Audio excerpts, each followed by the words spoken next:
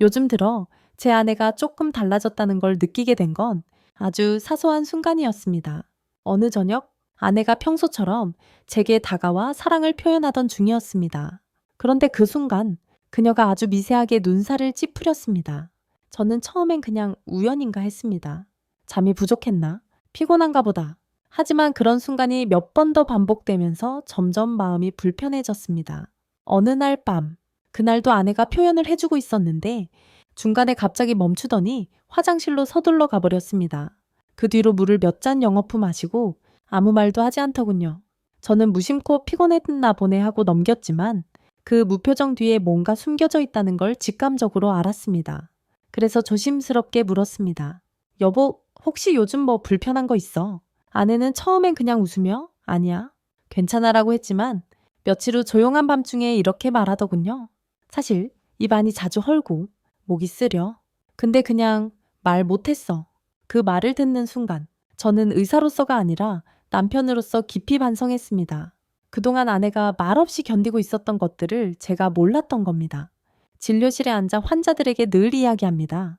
작은 변화라도 신호일 수 있습니다. 그런데 정작 제 아내의 신호는 제가 못 알아챘던 겁니다. 사실 이 이야기를 꺼내는 것도 쉽지 않았습니다. 이건 단지 민감한 주제라서가 아니라 너무 많은 분들이 이 문제를 대수롭지 않게 넘기고 있기 때문입니다. 나이 들어 그러려니 관계는 예전 같지 않으니 어쩔 수 없지. 그렇게 생각하며 서로를 놓아버리는 부부가 많습니다. 그러나 제가 목격한 수많은 환자 사례와 이제 제 자신의 경험까지 더하자면 이건 단순한 나이 탓이 아닙니다.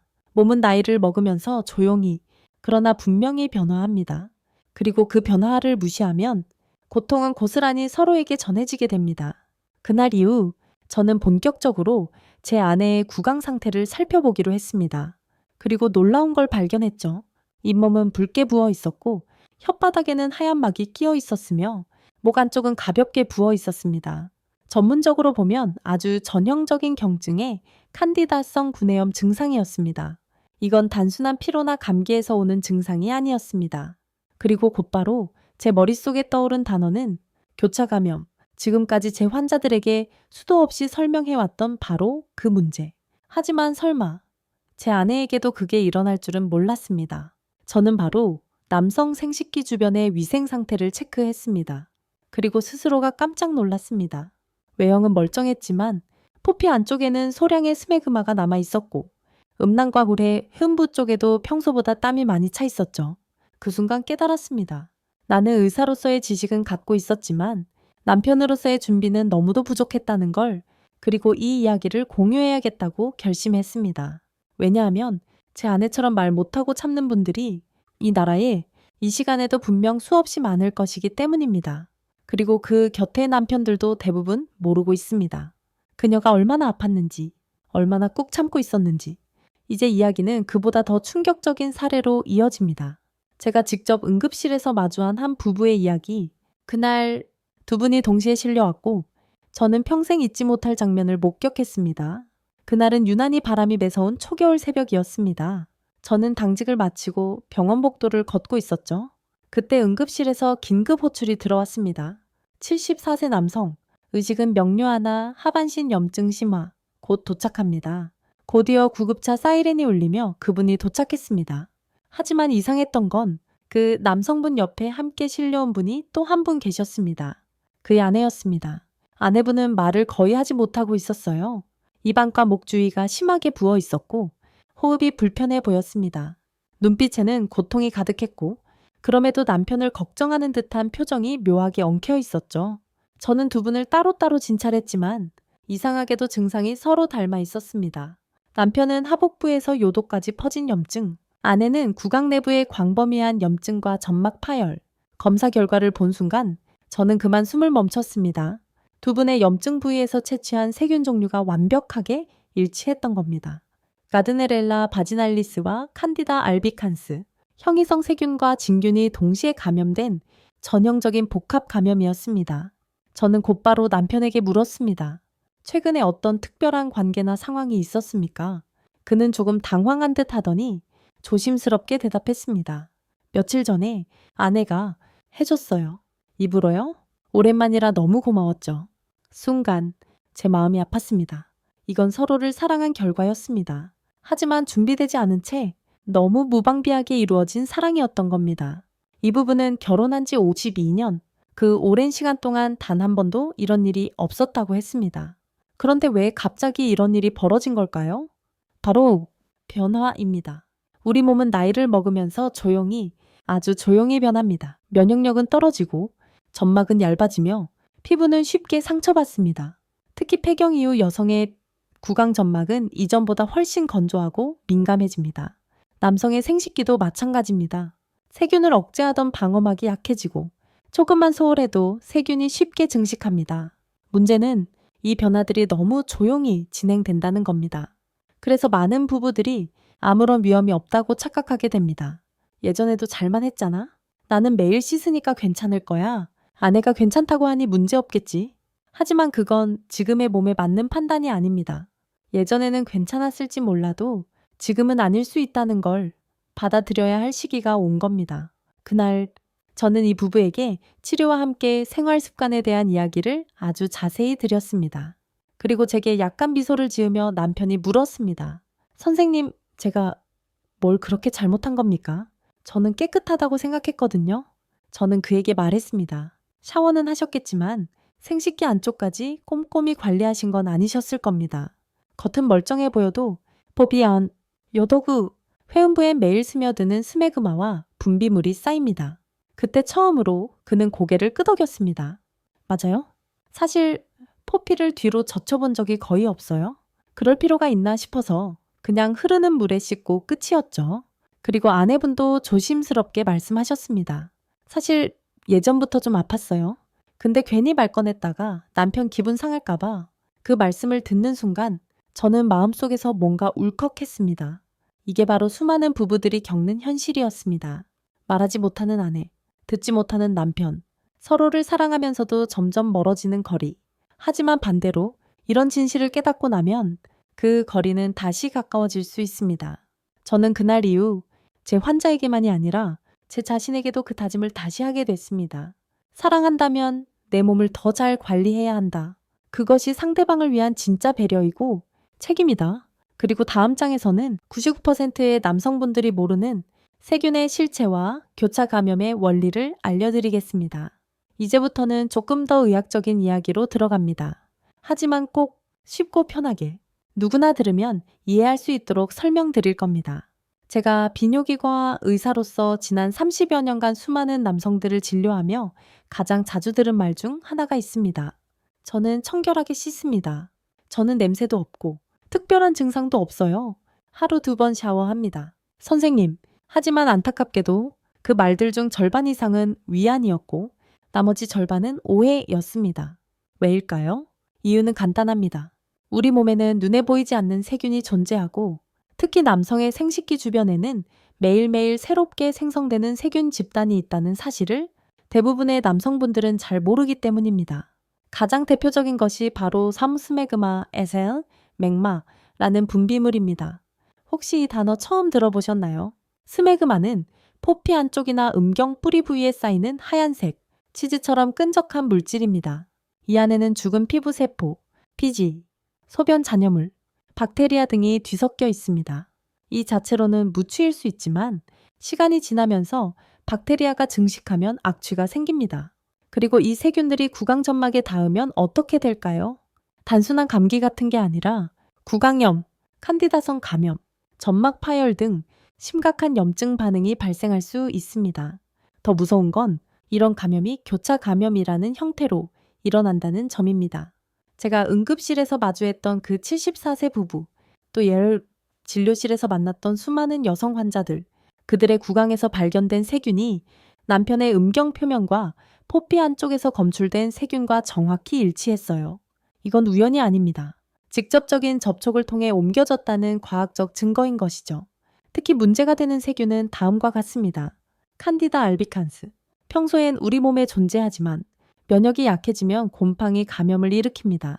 가드네렐라 바지날리스. 혐기성 박테리아로 구강염증의 주 원인이 됩니다.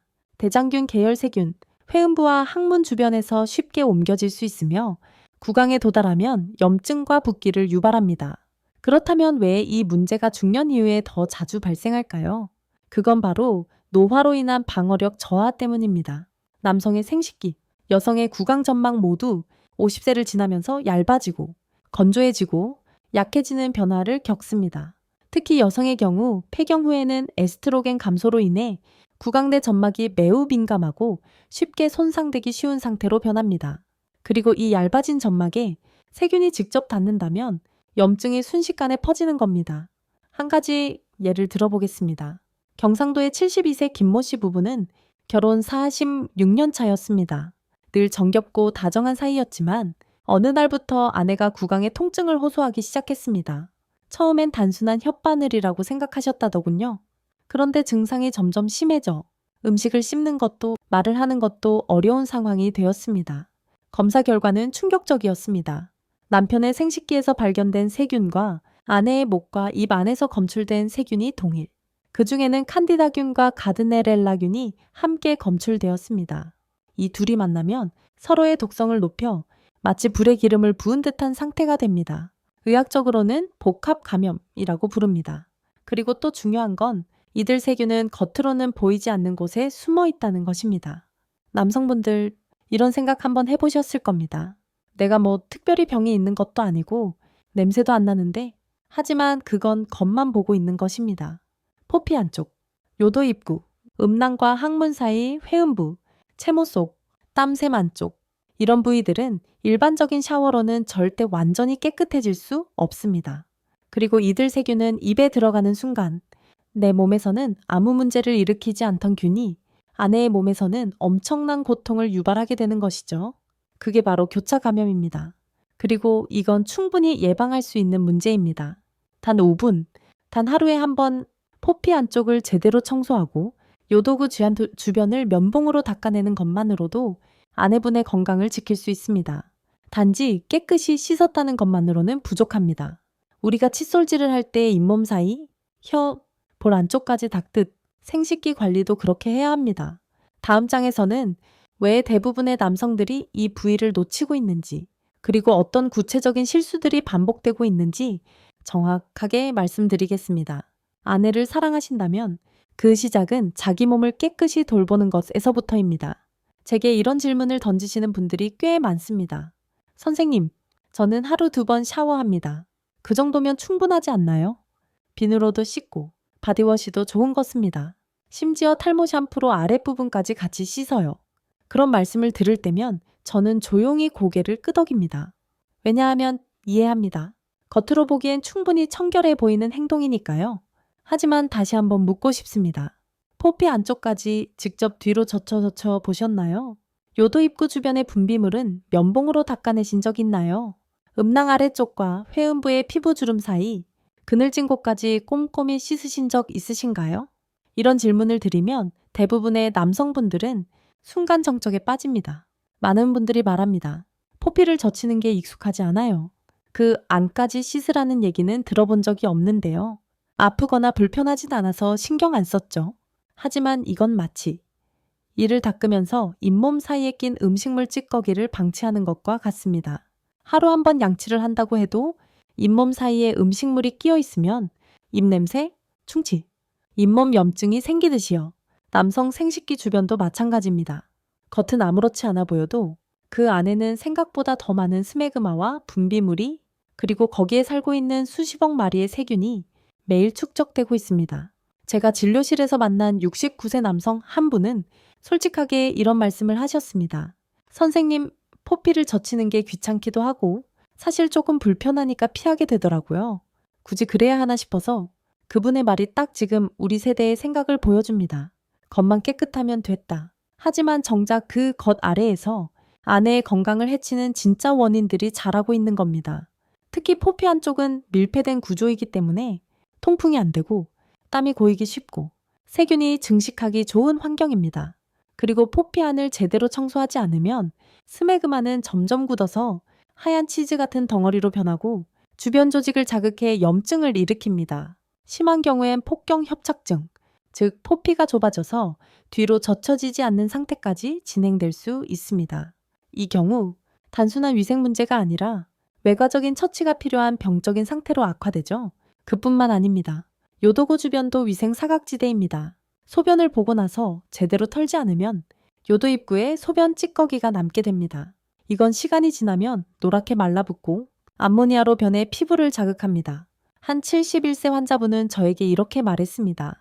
선생님, 저 소변 잘 보고 손도 꼭 씻어요.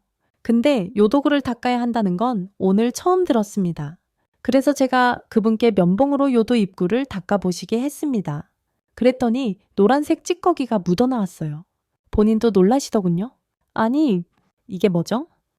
저는 매일 샤워도 하는데 그게 바로 우리가 흔히 놓치는 위생의 사각지대입니다.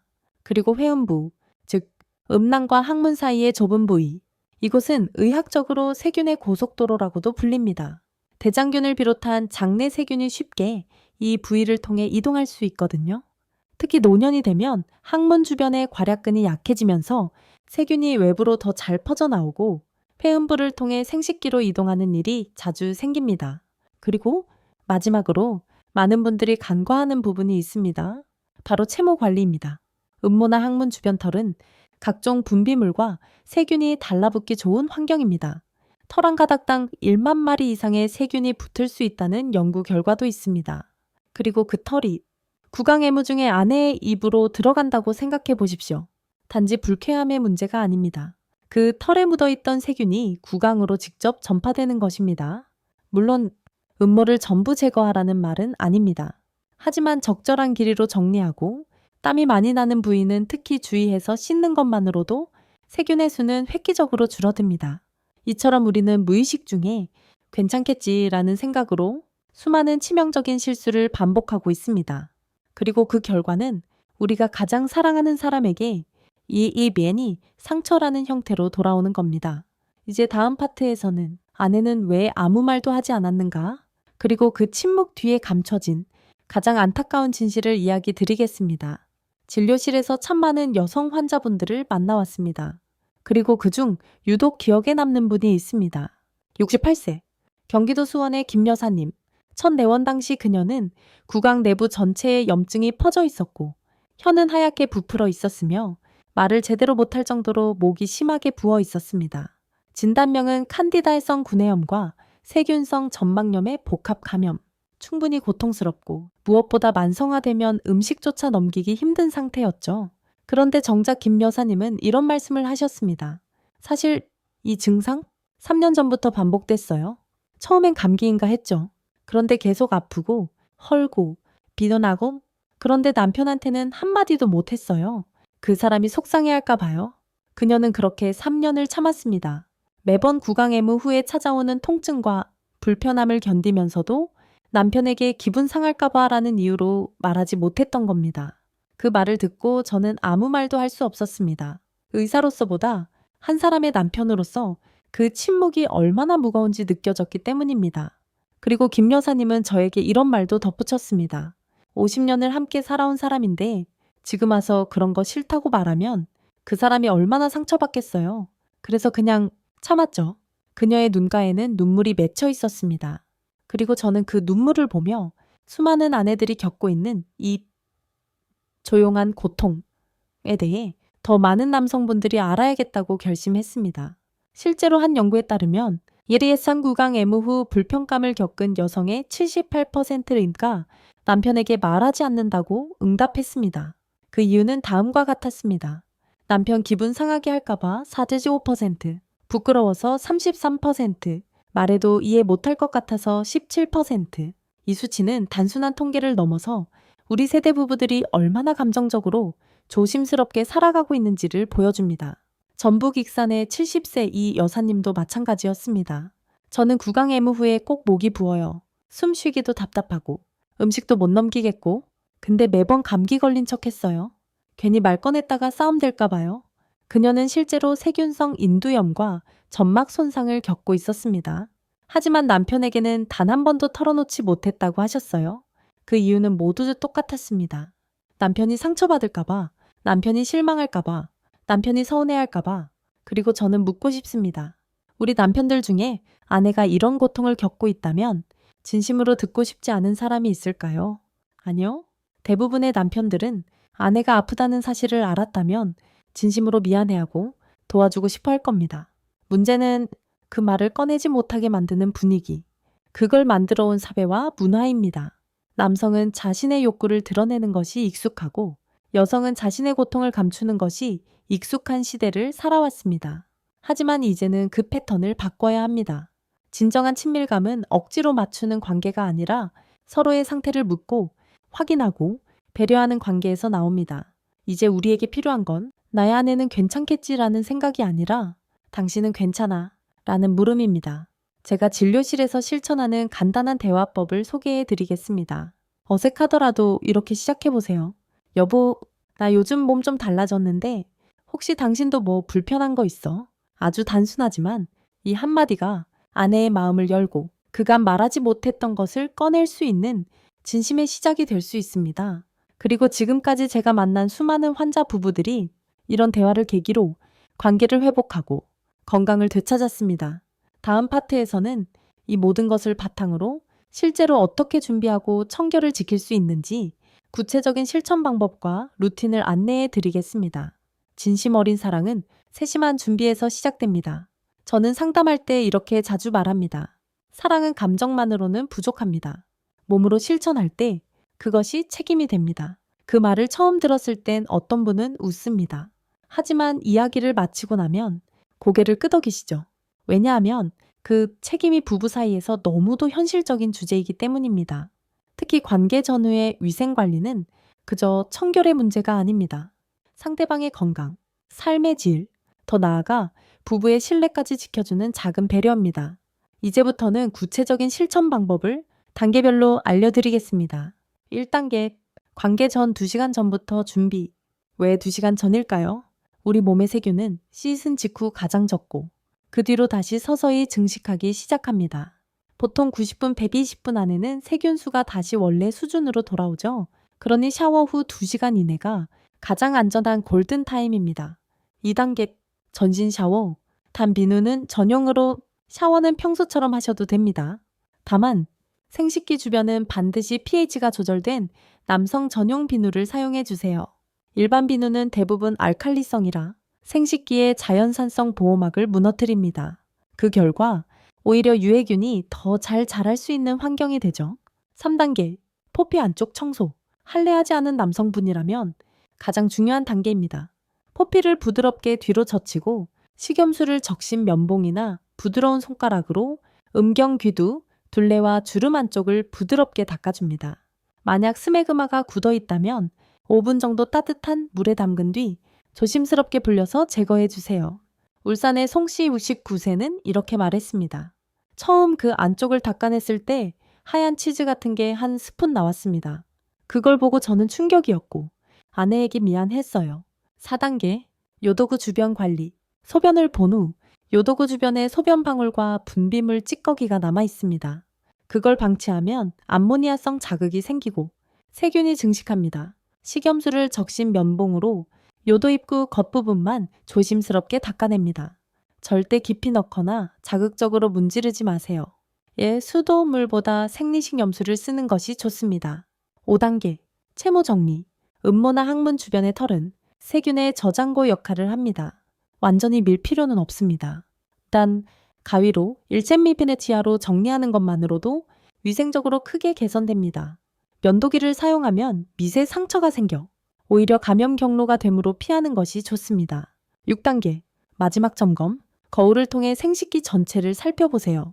상처, 붉은 반점, 이상한 분비물이 보이면 그날은 관계를 미루는 것이 안전합니다.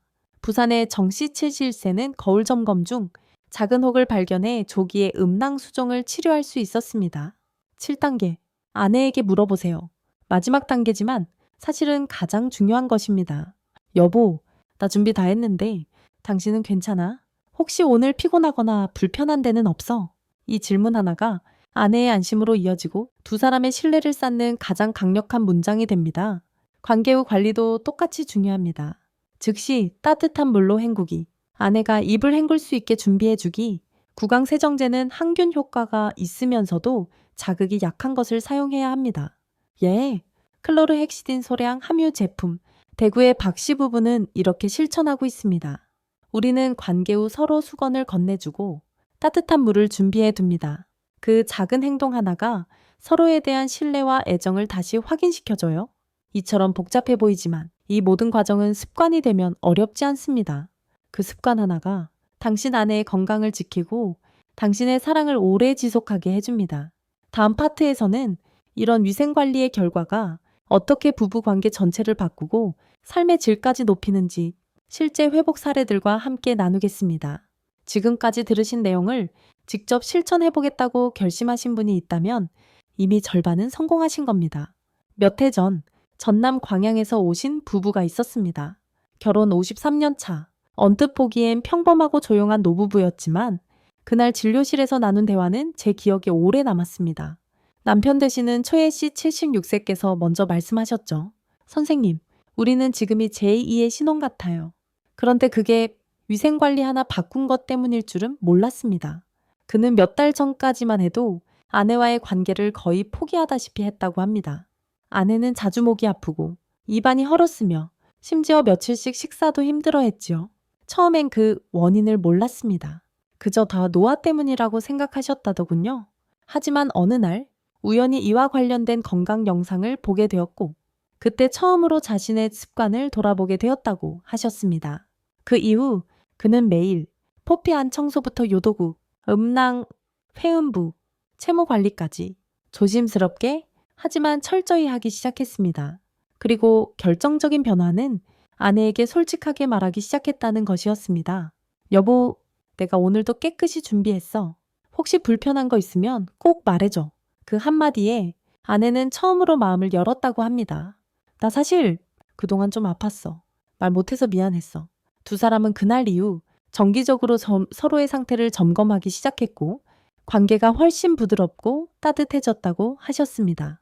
이처럼 위생은 단지 청결의 문제가 아닙니다. 신뢰, 존중, 배려, 사랑의 깊이를 측정하는 또 하나의 방식입니다. 정말 그렇습니다. 우리는 살아가며 종종 사랑을 말로만 전하려고 합니다. 하지만 진짜 사랑은 말보다 먼저 상대방의 고통을 미리 살피고 그 고통이 오지 않도록 행동하는 것에서 시작됩니다. 제가 상담했던 또 다른 환자, 진주의 김씨 71세 부부는 한동안 관계를 완전히 끊고 지내셨습니다. 그런데 그 이유가 단순히 건강상의 문제가 아니라 너와 서로에게 부담을 주고 싶지 않아서였다고 하더군요. 하지만 문제는 피하는 것이 결코 배려는 아니라는 사실입니다. 회피는 서로의 거리를 멀게 만들고 그 사이에 오해와 불신이 자라기 쉽습니다. 반면 정직한 소통과 사소한 배려는 서로를 더 단단히 엮어줍니다. 그렇다면 이 모든 위생관리와 배려가 실제로 건강에 어떤 영향을 줄까요? 과학적으로도 입증된 사실이 있습니다. 규칙적인 위생관리를 하는 남성은 요로감염 위험이 70% 감소, 배우자의 구강염증 발생률 80% 감소, 전립선 건강, 성기능 개선 효과, 삶의 만족도, 정서적 친밀감 상승, 또한 꾸준한 부부 관계는 노년의 건강에 긍정적인 영향을 줍니다. 옥시토신이라는 행복 호르몬이 분비돼 스트레스를 줄이고 면역력을 높이며 혈압과 심장 건강에도 좋습니다. 7대 이상 정기적인 성생활을 유지하는 부부는 우울증 위험이 40% 낮고 심혈관 질환 위험도 30% 낮다는 연구도 있습니다. 정리하자면 지금까지 말씀드린 이 모든 것들은 단지 위생을 넘어서 행복한 노후와 존엄한 삶을 지키는 중요한 실천입니다. 이제 여러분께 묻고 싶습니다. 내가 사랑하는 사람의 건강을 위해 오늘 무엇을 실천할 수 있을까? 그 답은 거창할 필요 없습니다. 그저 오늘 밤 샤워할 때 포피를 조심스럽게 젖히고 따뜻한 물로 안쪽을 깨끗이 닦아주는 것, 그게 시작입니다. 그리고 여보, 오늘도 당신 덕분에 행복했어 라고 말해보는 것, 그 한마디가 오랜 부부 사이에 다시 피어나는 봄꽃이 될 수 있습니다. 끝으로 한 가지 더 부탁드리고 싶습니다. 혹시 오늘 이야기가 마음에 와 닿았다면 혼자만 알지 마시고 주변 분들과도 조심스럽게 나눠주세요. 이건 민감한 주제지만 누군가에겐 생명을 바꾸는 정보가 될 수 있습니다. 건강은 혼자 지키는 게 아닙니다. 함께 지켜야 진짜 지켜지는 것입니다. 특히 부부 사이에서는 더더욱 그렇습니다. 여러분, 오늘부터 실천해보세요. 작은 변화가 진짜 사랑을 지켜줍니다.